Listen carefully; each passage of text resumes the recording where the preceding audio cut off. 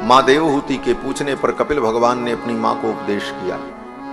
उपदेश बड़ा लंबा है, विस्तार से हम उसकी चर्चा नहीं करेंगे, केवल आपको विषय सूची बता दें कि है क्या विषय।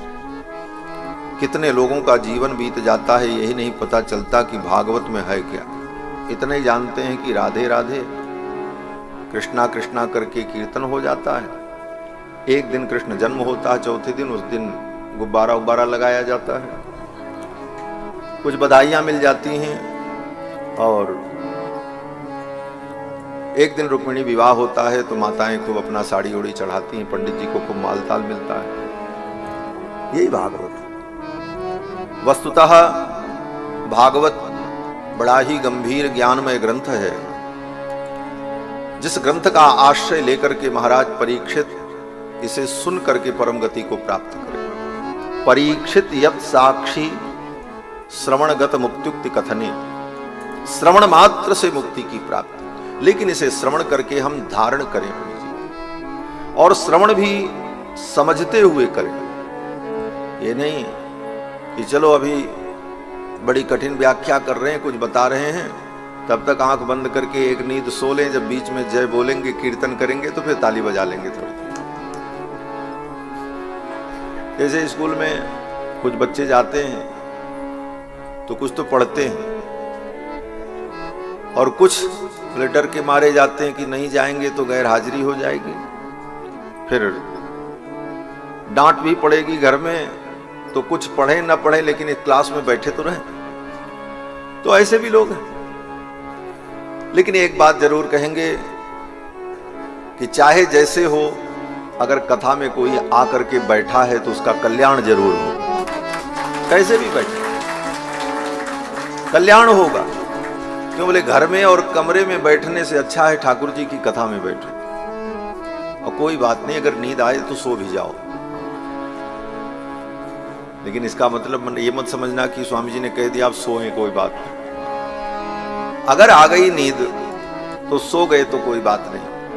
क्यों बोले, कमरे में और घर में सोने की अपेक्षा कथा में सोगे। एक महात्मा कहते थे कथा में नींद क्यों आती। लोग कहते महाराज कथा में जैसे बैठते नींद आ जाती। कथा में नींद आती क्यों है? तो महात्मा ने बड़ा सुंदर तर्क दिया। बोले देखो, नींद आने का कारण क्या है। बोले जब शरीर को विश्राम मिलता है तब नींद आती है। शरीर को विश्राम मिले तो नींद आती है। ये जीवात्मा संसार में कहीं विश्राम को नहीं पाता है। भगवान के चरणों में आकर के, कथा में आकर के जब उसे सच्चा विश्राम मिलता है तो उसको नींद आ जाती है। बोले चलो यहां तो बड़ा आराम है। विश्राम स्थान में एकम कविवर वचसम पावनम पावनानाम पाथेयम जन्म मोक्षो। भगवान का नाम, भगवान की लीला, भगवान की कथा जीव को विश्राम देती।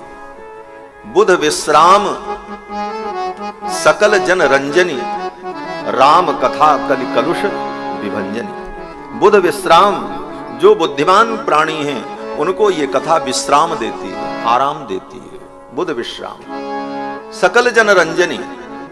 और जो बुध नहीं है, बुध माने विद्वान, बहुत विद्वान नहीं है, बहुत कुछ नहीं समझ पाते, सरल हैं, तो कहते हैं उनको भी मिलता है। उनको क्या मिलता है? बोले उनका मन प्रसन्न होता है। बुध विश्राम सकल जन रंजनी, राम कथा कलि कलुष विभंजनी। ये भगवान की कथा कली के कलयुष को, कली के कलिमल को धोने वाली है। तो भगवान की कथा में नींद भी आ जाए तो कोई बात नहीं, और हम तो सोने देंगे नहीं। बीच में एक बार जोर से जयकारा लगाएंगे, बोलो श्री कृष्णचंद्र भगवान। जो सोता रहेगा उसकी नींद खुल जाएगी। तो भगवान की ये मंगलमयी कथा, श्री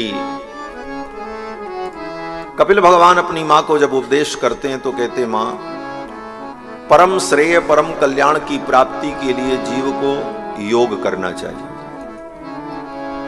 योग की प्राप्ति कैसे होती है? बोले योग का मतलब भगवान से जुड़ना। बहुत ज्यादा कठिन व्याख्या नहीं बताएगा। योग माने जुड़ना। योग का अर्थ ही होता है जोड़। तो योग का मतलब भगवान से जुड़ना। हमारे जीवन में योग आ जाए, हम भगवान से जुड़ जाएं।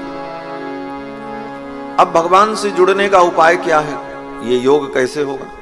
तो कपिल भगवान ने दूसरी बात कही आगे, बोले सत्संग। कुसंग को छोड़कर हम सत्संग करें तो सत्संग में आकर संत महापुरुषों की वाणी को सुन करके हमारा मन भगवान से जुड़ेगा।